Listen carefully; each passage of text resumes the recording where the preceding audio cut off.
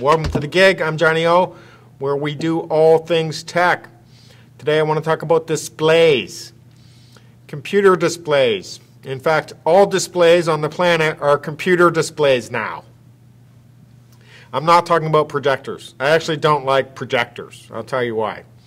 You have to keep replacing the very expensive bulbs that they have. They're okay. They're not okay for everywhere.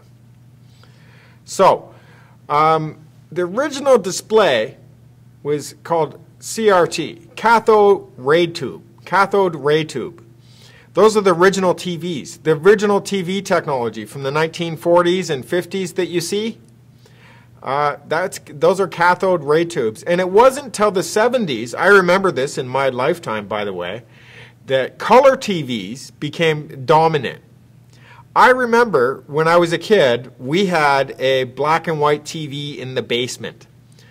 Well, not in the basement, in the rec room or the spare room for the kids, you know. And then the color TV was in the living room. So it was in my lifetime, and I'm only, well, I'm not that old. I was born in the 70s. And around the 70s, you could see a lot of black and white TVs everywhere. So these cathode ray tubes wasn't even widespread until I would say the 80s, where pretty much 99% of the people had color TVs. It wasn't until the 80s that happened. That wasn't that long ago. That was about 30 years ago. Now, that technology was also used for computer screens when computers first came out. There was basically two types of computers. Computers where you had to have your own specialized computer screen, and home computers where you could use your TV as your computer screen.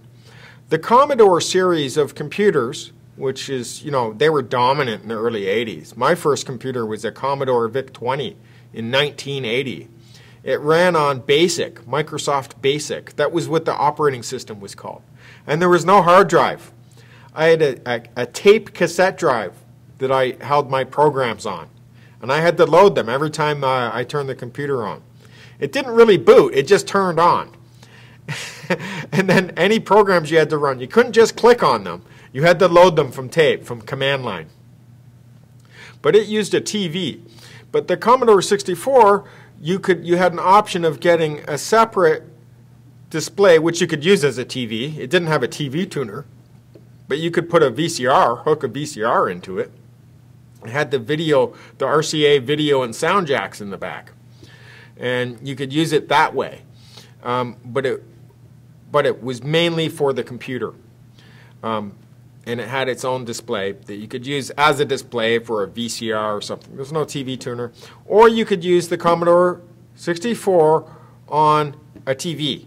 But they made their displays cheap enough that I didn't see anyone using their 64 on a TV.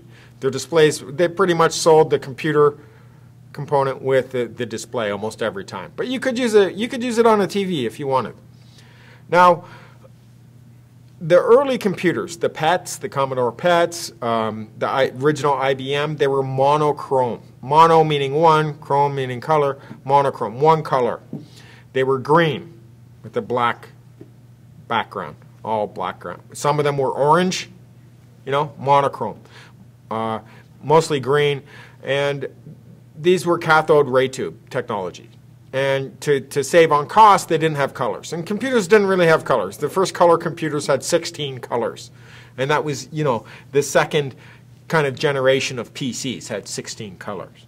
So they weren't really based on, how would you say, they weren't really based on visual effects or anything at this point. Now, it wasn't for about 20 years that we started seeing really good displays for computers. It wasn't even in the mid-90s. I would say the late 90s, we started seeing really specialized computer displays. Now, the guys that ruled the roost on this were Sony's. And they were flat-screen computer screens. They were flat.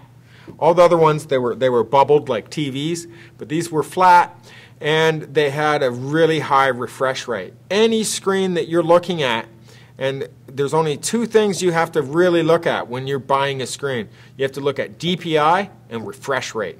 Even the modern TVs, those big flat screens, you have to look at those two. And they're going to try and trick you too.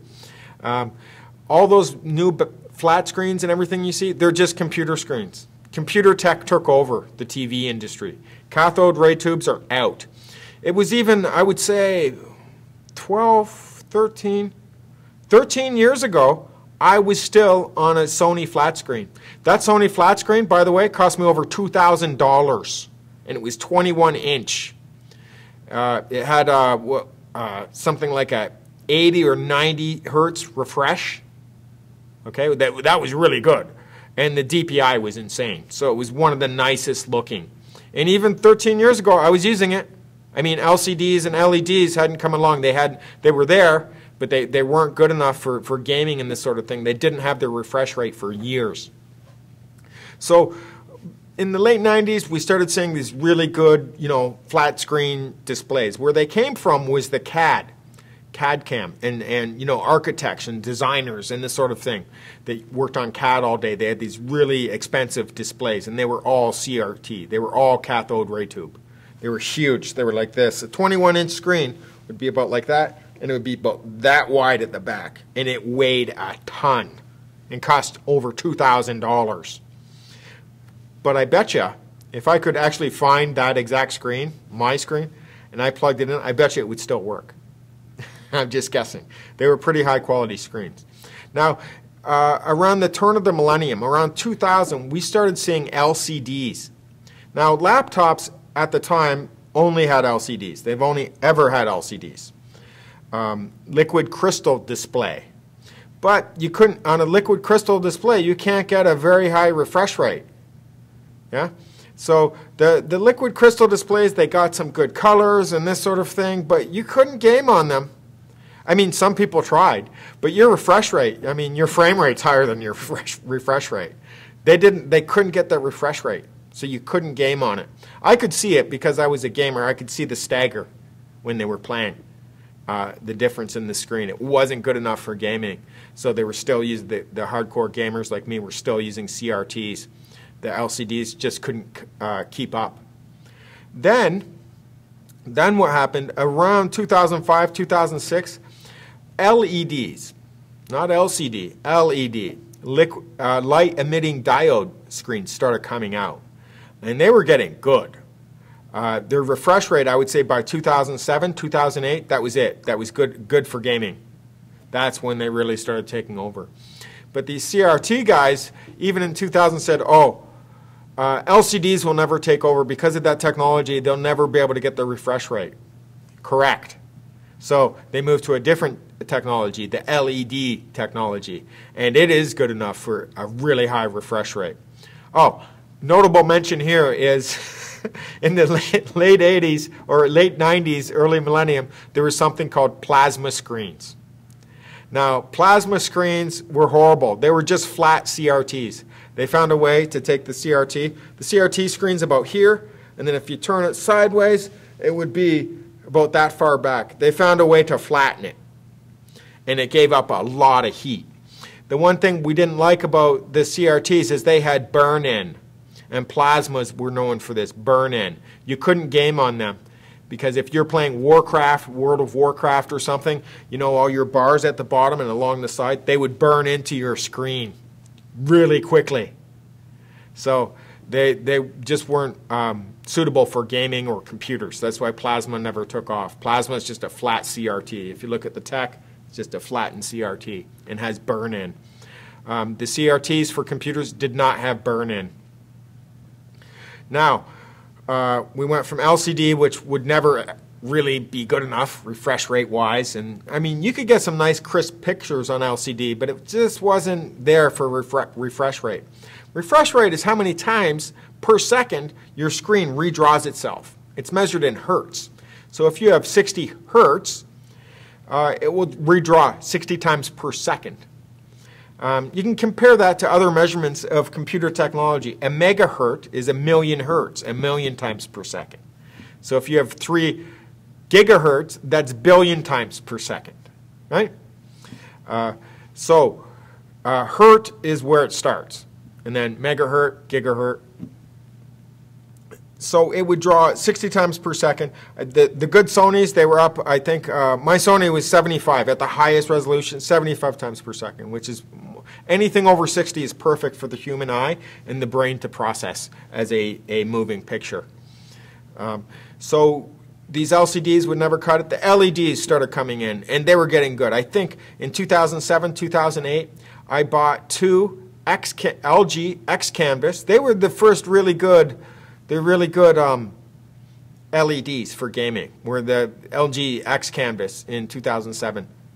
I bought one of them. I'm corrected. I bought one of them, and then I think a year or two later I bought two Samsungs, and they were both 25-inch. So I had a screen here and I had a screen here, and I would be gaming on this, and all my messaging, my email, and everything was over here, so I could just look here, and that's how I handled everything. Now, around 2000, 2011, these LEDs started getting really big. Not only were they getting really big, they were maintaining the DPI of the smaller displays plus the refresh rate. LG got overtaken by Samsung in this area. So LG, I would say, you know, after 2005 and flat screens and LEDs, LG was it. Right? Now, Samsung started really taking over in displays because they had the best displays. And any good display over 40 inches with a decent refresh rate and good DPI, it was Samsung, because there was only one factory in the world that could make them, and it was a Samsung factory. Even if it said Sony on it or Philips, and anything over 40 inches was a Samsung screen, they would just sell them the screen. They wouldn't sell them the hardware that went around it or the TV tuner.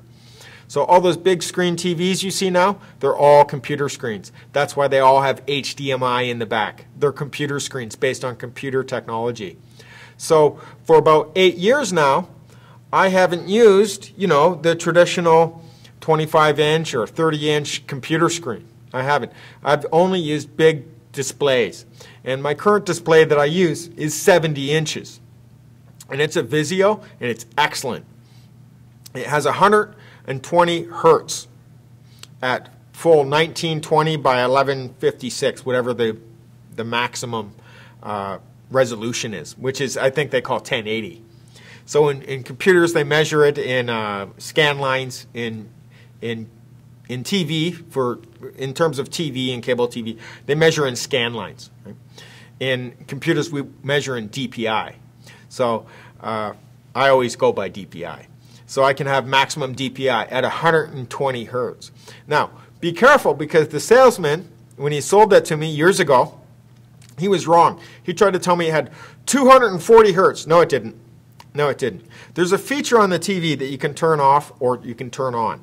And all that feature does is it makes everything you watch look like a soap opera. The reason it does that is it will just redraw every frame twice per second. So then for marketing, they can say, oh, it's 240 hertz. No, it's not. You want to look at the native refresh rate. The native refresh rate of my display is 120 hertz. I knew that going in because I looked it up online on the Vizio site. I looked up all the specs. I looked at the DPI, and I looked at the refresh rate. And that's only size of the screen, the DPI, and the refresh rate. That's what you're looking at when you buy a screen. And the best price you can get on a screen is Vizio. They're made in California. They're not made in Asia. They're made in California, and they're excellent.